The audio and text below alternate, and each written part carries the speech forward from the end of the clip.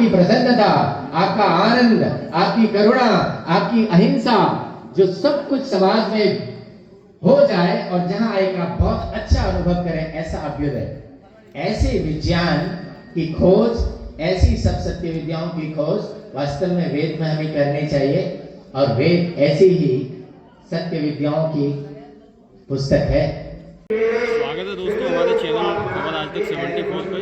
हम गुरुकुल प्रभात आश्रम में यहाँ जो कुलपति थे उनसे भी हमने वार्ता की है। तो यहाँ अगर बताया गया है कि यहाँ बच्चा अगर कोई प्रवेश करना चाहे, संस्कृत के बारे सीखना चाहे तो वो भी सीख सकता है। यहाँ जून के महीने में यहाँ एक परीक्षा होती है 5वीं वाले बच्चों की। अगर वो उसमें पास आता है तो उसको जो है प्रवेश मिल जाता है। अगर कोई भी अपने बच्चे का प्रवेश यहाँ कराना चाहता है तो करा सकता है। बाकी यहाँ जो रहने की, खाने की सारी सुविधाएं जो हैं ये आश्रम की तरफ से ही होती है और सरकार का भी अभी तक कोई भी इसमें सहयोग नहीं इन लोगों ने लिया है। और यहाँ की संस्कृति काफ़ी अच्छी संस्कृति है। तो आप कभी भी जून में अगर अपने बच्चे को यहाँ पढ़ाना चाहते हैं तो आप पढ़ा भी सकते हैं, आप परीक्षा दिला सकते हैं। अगर परीक्षा में वो पास आते हैं तो उसका सिलेक्शन यहाँ हो जाएगा। बने रहिए हमारे चैनल के साथ में, दिखाते रहेंगे खास खबर आपको। 13 और 14 तारीख में यहाँ जो है संक्रांति का एक पर्व मनाया जाता है, जिसमें कि आज यहाँ 13 तारीख में एक गोष्ठी का आयोजन किया गया है। 13 और 14 तारीख में यहाँ गोष्ठी मनाई जाती है और ज़्यादा से ज़्यादा संख्या में लोग यहाँ बाहर से आते हैं। बने रहिए हमारे चैनल के साथ में, खबर आज तक 74 के साथ में। और जो लोग नए हैं वो इस चैनल को सब्सक्राइब करें ताकि हमारी आने वाली खबर आप तक सबसे पहले पहुँचे। धन्यवाद। इधर देख के बताइए क्या नाम है आपका? मेरा नाम है मुरली मनोहर पाठक और मैं श्री लाल बहादुर शास्त्री राष्ट्रीय संस्कृत विश्वविद्यालय नई दिल्ली में कुलपति पद पर इस समय कार्य कर रहा हूँ। मैं आज इस संगोष्ठी के उद्घाटन सत्र में, यह संगोष्ठी पिछले लगभग 40 वर्षों से निरंतर चल रही है। इस वर्ष का विषय है ऋग्वेद में विविध विद्याएं। वस्तुतः वेद हमारे जो हैं वो ज्ञान के खान हैं। विश्व का कोई भी ऐसा ज्ञान, कोई भी ऐसा हिस्सा, कोई भी ऐसा पदार्थ नहीं है जिसका वर्णन, जिसके बारे में विवरण हमारे वेदों में न दिया गया हो। आज हम सभी भारतीय इसलिए परेशान हैं कि हमने वेदों को छोड़ दिया, अपने प्राण को छोड़ दिया। ये स्थिति हो गई। महर्षि दयानंद सरस्वती ने सबसे पहले जो उद्घोष किया, वेदों की ओर लौटो। वेदों की ओर लौटने का मतलब वेद किताब पढ़ करके और घर में सो जाए इसलिए नहीं है। वेदों की ओर लौटने का तात्पर्य है कि वेदों में बताए गए ज्ञान को जीवन में उतारो, तब तुम्हारा जीवन चरितार्थ होगा। और इस प्रकार की संगोष्ठी जो प्रतिवर्ष यहाँ 13 जनवरी को होती है, मैं कई वर्षों से पिछले आ रहा हूँ। हर वर्ष एक नए विषय पर यहाँ पर उपस्थापना होती है, एक नए विषय पर विचार विमर्श होते हैं। देश के कोने कोने के विद्वान आते हैं और आज उन्हीं को उन तथ्यों को एक्सप्लोर करने की जरूरत है। भारत विश्वगुरु कैसे बनेगा? भारत विश्वगुरु ऐसे बनेगा कि उसके वेद में निहित जो ज्ञान और विज्ञान है उसको लोक के सामने लाया जाए। लोक के सामने लाने का तात्पर्य है कि आधुनिक विज्ञान या आधुनिक जो विश्व है वो जिस भाषा में समझता है, उस भाषा में हम इस वेद के ज्ञान को जब तक नहीं लाएंगे और उनकी लेबोरेटरी में इसको नहीं ले जाएंगे, तब तक वो हमको मानने को तैयार नहीं है। और हमारा ज्ञान, जो ऋषियों ने किसी लैब में नहीं गए, वो आंख बंद करके पूरे विश्व को देखते। उनका नाम ही था ऋषि, माने दृष्टा, दर्शक। तो इस रूप में उन्होंने सारा ज्ञान देखा। इसको हमें आज के परिभाषा में, आज के संदर्भ में प्रयोगशाला में लाना है और प्रयोगशाला में लाकर ये बताना है कि विश्व गुरु भारत तब भी था, आज भी है, भविष्य में भी रहेगा। यही मैं कहना चाहता हूँ। और आयोजकों को, गुरुकुल प्रभात आश्रम को और स्वामी समर्पणानंद वैदिक शोध संस्थान के सारे कार्यकर्ताओं को, सारे इसके अधिकारियों को मैं बधाई देता हूँ इस सफल संगोष्ठी के। आइए और भी लोग मेरे साथ में हैं, उनसे भी बातचीत कर लेते हैं। कहाँ से आए हैं आप? क्या नाम है आपका? मैं प्रोफेसर सोमदेव शतम से यही गुरुकुल प्रभात आश्रम का स्नातक हूँ। इससे पहले मैं गुरुकुल कांगड़ी विश्वविद्यालय हरिद्वार में जो कि वैदिक संस्कृति सभ्यता के प्रचार प्रसार के लिए अमर हुतात्मा स्वामी श्रद्धानंद जी ने स्थापित किया था। वहाँ पर प्राय 40 वर्ष काम किया, कुलपति के रूप में, प्राध्यापक के रूप में भी। आजकल जयपुर के एपेक्स विश्वविद्यालय में कुलपति के रूप में कार्य कर रहे हैं। और यह गोष्ठी 1986 से यहाँ पर हम लोगों के द्वारा प्रारंभ की गई थी। लक्ष्य था वैदिक ज्ञान विज्ञान को भारत की जनता तक, एक एक घर तक, एक एक व्यक्ति तक पहुँचाने का लक्ष्य था। आज जैसे कि बताया कि ऋग्वेद में विविध ज्ञान विज्ञान, हम लोग जानते हैं वेद विश्व साहित्य के प्राचीनतम पुस्तक है। आज केवल भारतीय नहीं, विदेशी भी इस बात को मानने के लिए मजबूर हुए, उनको मानना पड़ा है। वेद ही नहीं, संस्कृत साहित्य का प्रत्येक शब्द, प्रत्येक मंत्र ने कहा प्रत्येक शब्द वैज्ञानिक है। हर एक शब्द की अपनी वैज्ञानिकता है। जैसे अग्नि है, अग्नि को अग्नि इसलिए कहते हैं हम लोग कि जहाँ भी गति है, जहाँ भी ताप है, जहाँ भी ऊर्जा है, जहाँ भी प्रकाश है, जहाँ भी सक्रियता है, वहाँ अग्नि के ही काम आते हैं। अग्नि से ही एक चीज़ें संभव है।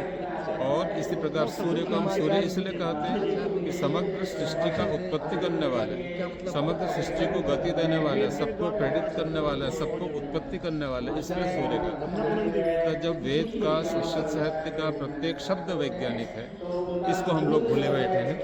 केवल इसके पीछे विदेशी षड्यंत्र। किसी देश को नष्ट करना है तो उस देश की संस्कृति को, उस देश की सभ्यता को, उस देश की भाषा को नष्ट कर दो, वह देश अपने आप नष्ट हो जाता है। विदेशी आक्रमणकारियों ने, विशेष करके अंग्रेजों ने, ब्रिटिश लोगों ने यहाँ की संस्कृति सभ्यता को नष्ट करने का पूरा प्रयास किया। वैदिक साहित्य के विकृति ला करके इसको अर्थ को तोड़ मरोड़ करके हम लोगों को छोटा दिखाने का प्रयास किया। आज आवश्यकता है, हमारे जो पूर्वज थे, ऋषि लोग थे, महर्षि दयानंद थे, इन सब की बातों का अनुसरण करके वेद, जिसमें कि सभी प्रकार के ज्ञान विज्ञान कि समाज में कैसे रहना चाहिए, राजनीति कैसे होना चाहिए, हमारा धर्म कैसा हो, हमारा आचार व्यवहार कैसा हो, ज्ञान विज्ञान, भौतिक विज्ञान, रसायन विज्ञान, वनस्पति विज्ञान, आयुर्विज्ञान, नक्षत्र विज्ञान, सारी विद्या इसमें भरी पड़ी है। हम उन अपने पूर्वजों के खाती को, जो शाश्वत ज्ञान राशि है, उसको पुनः पढ़ करके विश्व गुरु बनकर देश को प्रतिष्ठापित कर सकते। आइए और भी कुछ लोग हमारे साथ हैं, उनसे भी बातचीत कर लेते हैं। के बारे में थोड़ा सा बताइए अपने दर्शकों को। गुरुकुल प्रभात आश्रम पूज्य स्वामी समर्पणानंद जी, उन्होंने इसकी स्थापना की और अपनी संस्कृति की रक्षा हम कैसे कर सकें, अपने साहित्य की रक्षा हम कैसे कर सकें। सामान्यतः विश्वविद्यालयों में, महाविद्यालयों में पढ़ने वाले छात्र शरीर से भारतीय होते हुए भी मन एवं मस्तिष्क से भारतीय नहीं होते थे।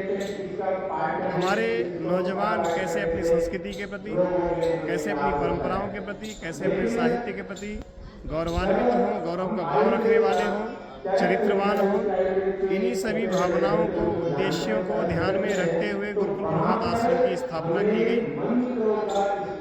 1972 से गुरुकुल प्रभात आश्रम के रूप में ये संस्था निरंतर कार्य कर रहा है। प्रतिवर्ष लगभग 8 से 10 छात्र यहाँ पर प्रवेश प्राप्त करते हैं। जनता जनार्दन के सहयोग से ही ये संस्था विगत 50 वर्षों से चल रही है। सरकार का किसी भी रूप में यहाँ पर कोई सहयोग हम प्राप्त नहीं करते हैं। यह सब कुछ पूज्य स्वामी विवेकानंद जी के तपस्या का परिणाम है, प्रभाव है, उनका आशीर्वाद है कि आज गुरुकुल से निकलने वाले छात्र अनेक विश्वविद्यालयों में अपनी सेवाएं दे रहे हैं, अनेक महाविद्यालयों में अपनी सेवाएं दे रहे हैं और आर्चरी, तीरंदाजी के क्षेत्र में भी गुरुकुल प्रभात आश्रम ने विश्व स्तर पर अनेक स्वर्ण पदकों को प्राप्त किया है। यहाँ के स्नातक इन सब कार्यों के साथ साथ समाज सेवा, संस्कृति सेवा, धर्म के प्रचार प्रसार में अहर्निश कार्य कर रहे हैं। वेद में विद्याएं, ऐसी विद्याएं जो अभ्युदय के लिए हमें ले जाएं और अंततः निश्चय प्राप्त कराएं, वो विद्याएं हमें प्राप्त होंगी।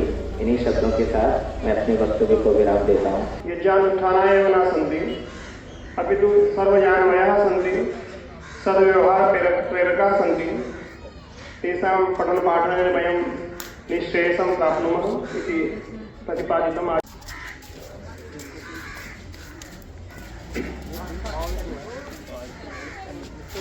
अज्ञानतिमिरान्धश्विना सरस्वती नः सुभगामय करत परम पूज्या नाम तपोमूर्ति नाम अदेवेन श्रीमद्भगवद्गीतायां उक्तम चिन्नाम तत्र ज्ञानं ज्ञानं मन्ये तत्र द्वैत पाश्चात्य दृशा इति वक्तुं युज्यते। इयं वैज्ञानिकी अनेन दृष्ट्या पश्यामश्चेत् आधुनिकविज्ञानस्य रहस्यानि सर्वे अवगच्छेयुः। एवमेव तत्र आधुनिकविज्ञाने सृष्टिविषये बहवः सिद्धान्ताः महातापः सतापः साक्ष्मा यदा विगताभूत् तदा सृष्टेः उत्पत्तिः। स्वागत है दोस्तों हमारे चैनल में। आप देख रहे हैं खबर आज तक 74। बने रहिए हमारे चैनल के साथ में, देखते रहिए नई नई वीडियो। अभी हम पहुंचे हैं गुरुकुल प्रभात आश्रम जो भोले की झाल टीकरी में स्थित है। वहाँ एक गोष्ठी का आयोजन हुआ है, जो गोष्ठी यहाँ पे चल रही है और ये काफ़ी पुरानी परंपरा है जो यहाँ पे चल रही है और यहाँ के बारे में हम आपको बताएंगे और मिलवाएंगे।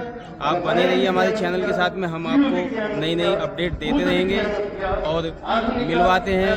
कुछ साधु संत भी यहाँ आए हुए हैं, उनसे हम बातचीत कर लेते हैं। बाबा जी कहाँ से आए हैं आप? ग्राम तो अपना है, गांव यूपी में जी जी जी जी। और उसे गौशाला कहाँ पे चलाते हैं गौशाला? हरियाणा हरियाणा में। क्या नाम है आपका? मेरा नाम है नाम तो कई बोलते चले गए। जी जी मुनीनाथ कहते हैं। मुनीनाथ। जी जी जी। गौशाला किस नाम से है आपकी? गौशाला है गोमठ गौशाला लेघा जी जी भिवानी जिले में। भिवानी जिले में। तो आप आज यहाँ गुरुकुल प्रभात आश्रम में आए, कब पहुँचे थे यहाँ पे? अभी तो 1 घंटे हुए। जी जी। तो पहली बार आए हैं या पहले भी कभी आए? आते साल ही ना आते, हर साल आते हैं। साल। बाबा जी क्या नाम है आपका? दिव्यानंद जी। कहाँ से आए हैं? फरीदाबाद से आए हम। जी। गुरुकुल है मंझावली। जी जी। बाबा जी आपका क्या नाम है? स्वामी प्रशांतानंद। कहाँ से आए हैं आप? मैं अलीगढ़ से आया हूँ। अलीगढ़ से 20 किलोमीटर दूर एक गुरुकुल है, जी ज्ञान गंगा गुरुकुल। जी जी। और इसी गुरुकुल में भी मैं पढ़ा रखा हूँ। हमारे इस गुरुकुल के संस्थापक जी। स्वामी विवेकानंद, इनका मैं शिष्य हूँ। और मैं भी गुरुकुल चला रहा हूँ। इस गुरुकुल की श्रद्धा भक्ति भाव से लगे हुए हैं। तो तस्मिन्नेव धातौ यदि प्र इति उपसर्गस्य प्रयोगः क्रियते तदा प्राणशब्दः प्राणः स्वामी जी के दर्शन का गतिक ऊर्जायाः उदाहरणम्। प्राणेनैव निर्जायते। तैत्तरीय ब्राह्मणे प्राणाः रश्मिः। देखिए अभी आपने सुना है। उसे मेरे है जी जी जी दृष्टुभव काले जी। एते रश्मयः तो बहुत दूर दूर से श्रद्धालु यहाँ पहुँच रहे हैं, जो कि 13 और 14 तारीख का यहाँ गोष्ठी का आयोजन हर साल किया जाता है। और यहाँ जो है दुकानें भी सभी सामान की लगती हैं। हम दुकानों पर भी आपको लेकर चलते हैं, वह दिखाते हैं क्या क्या दुकानों पे यहाँ आपको सामान मिल जाए। आइए चलते हैं। इसके बारे में थोड़ा सा बताइए ताकि लोगों को भी जागरूकता मिले कि आप क्या यहाँ सामान लेके बैठे हुए हैं। इसके बारे में थोड़ा सा जानकारी दीजिए। ये गुरुकुल प्रभात आश्रम की पंचगव्य से निर्मित औषधियाँ हैं, जिनमें साबुन, मंजन, उबटन, चूर्ण, बच्चों के टॉनिक, गुट्टी, शैम्पू, ये सभी नॉन केमिकल हैं। स्वास्थ्य पर इनका कोई दुष्प्रभाव नहीं। ये सभी औषधियाँ गाय के 5 तत्व यानी कि दूध, दही, घी, गोबर, गोमूत्र और इनमें मिक्स औषधियों से इनका निर्माण है। तो जैसे कि अभी तो यहाँ गोष्ठी का आयोजन हुआ है, आपने दुकान लगाई है, इसके बाद अगर कोई आपसे लेना चाहे तो वो कहाँ ले सकता है आपसे? ये हमेशा प्रभात आश्रम में उपलब्ध है, कभी भी आओ कभी भी गुरुकुल प्रभात आश्रम में आके इसे उपलब्ध करा सकते हैं। तो इसका प्राइस क्या हो सकता है? प्राइस सबका अलग अलग है जी। जैसे ये हमारी मस्तिष्क रोग नाशनी है, ये 180 रुपये की है। ये विशिष्ट नेत्र सुधा 75 रुपये की है। ये साबुन है 50 रुपये का है। उबटन है ये भी 50 रुपये का है। सब अलग अलग हैं। त्रिफला चूर्ण है ये 90 रुपये का है।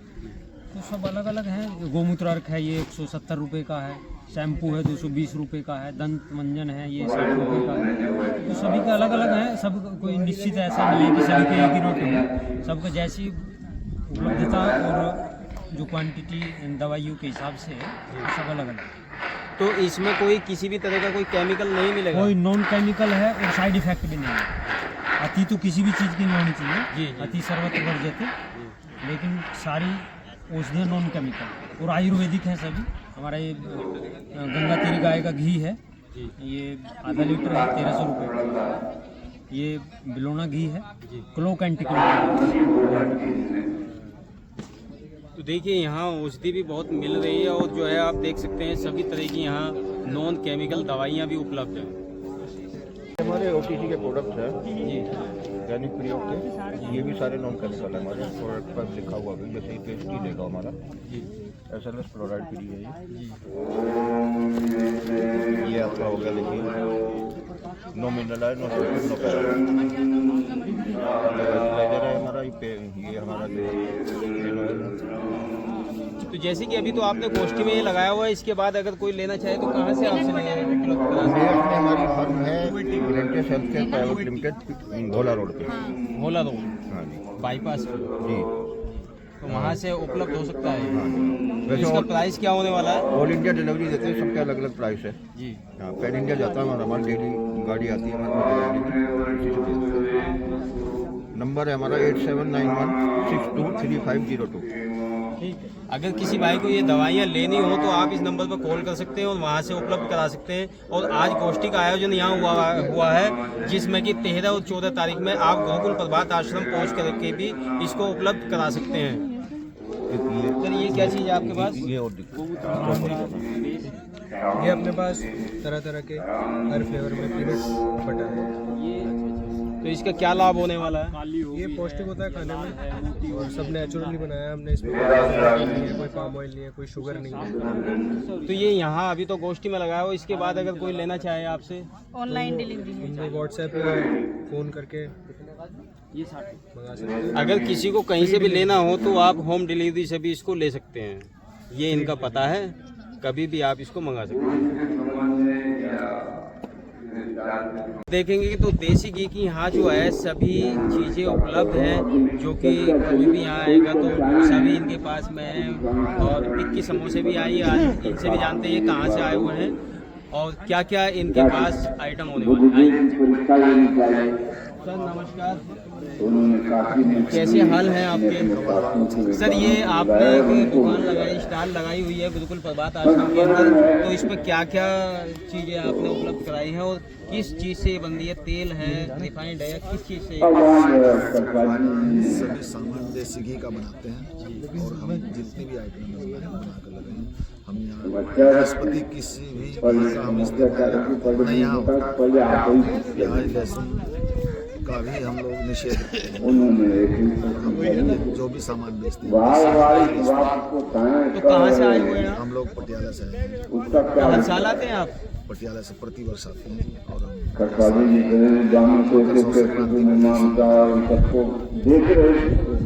देखिए अभी आपने सुना पटियाला से भी दुकान यहाँ लगी हुई है और जिसमें कि सारा सामान जो है यहाँ देसी घी से उपलब्ध कराया जाता है।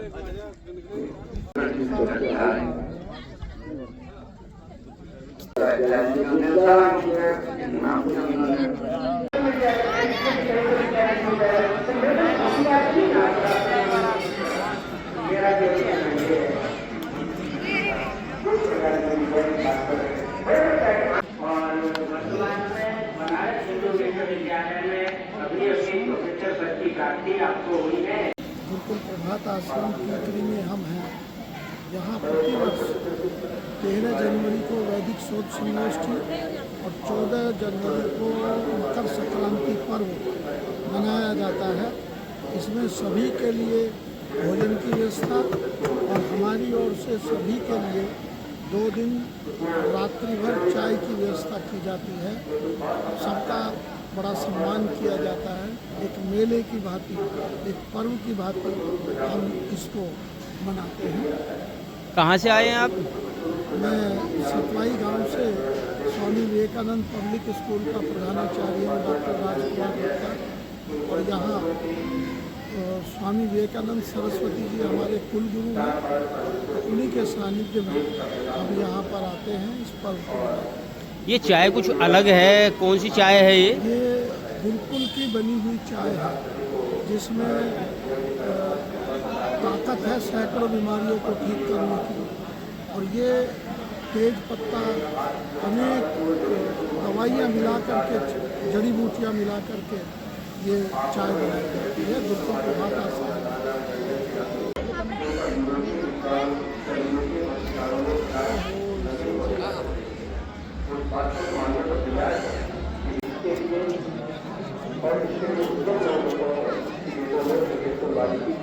और क्या हाल है? दाल करूं?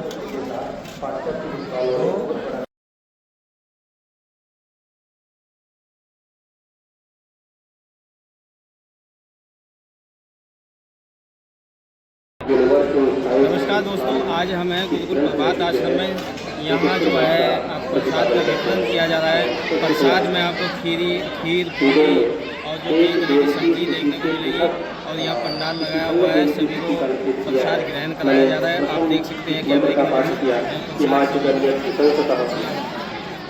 ये 13 और 14 तारीख की यहाँ एक गोष्ठी की जाती है, जिसमें प्रसाद का पूरा यहाँ जो है भंडारा लगता है और भंडारे में सभी को प्रसाद वितरण किया जाता है। जी, कहाँ से आए हैं आप? मैं गांव बिजरोड़ बड़ौर डिस्ट्रिक्ट बागपत से आया हूँ। गुरुकुल में हमारी आस्था भी है, हम यहाँ के विद्यार्थी भी रहे हैं जी। और यहाँ का जो वातावरण है, यहाँ की जो शिक्षाएं हैं, वो हम सब के लिए प्रेरणा स्रोत है और राष्ट्रीय गर्व है। यहाँ का जो विद्या अर्जन का तरीका है बच्चों का, एक वैदिक संस्कृति के अनुसार और आधुनिक विषयों के साथ साथ जो बच्चे आगे बढ़ रहे हैं, ये वास्तव में एक अभूतपूर्व स्थल कहूँगा मैं, तो अभूतपूर्व संगम कहूँगा, जहाँ आधुनिकता और वैदिक संस्कृति का संगम बड़ा शानदार है।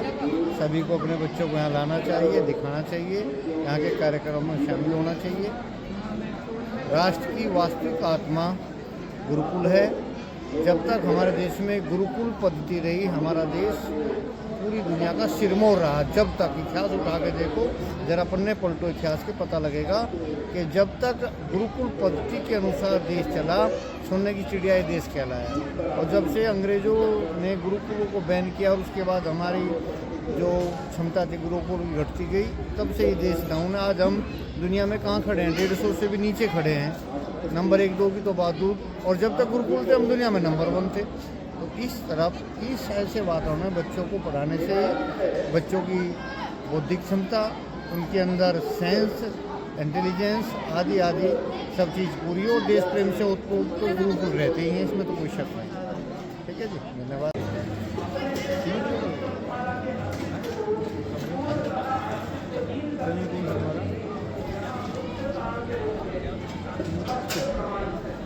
ये गुरुकुल प्रभात आश्रम की गायें हैं।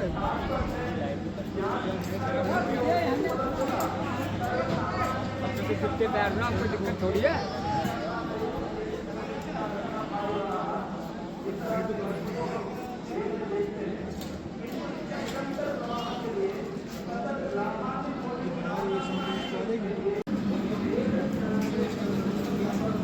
ये गुरुकुल प्रभात आश्रम में भोजन की व्यवस्था की जा रही है। ये प्रसाद बनाया जा रहा है।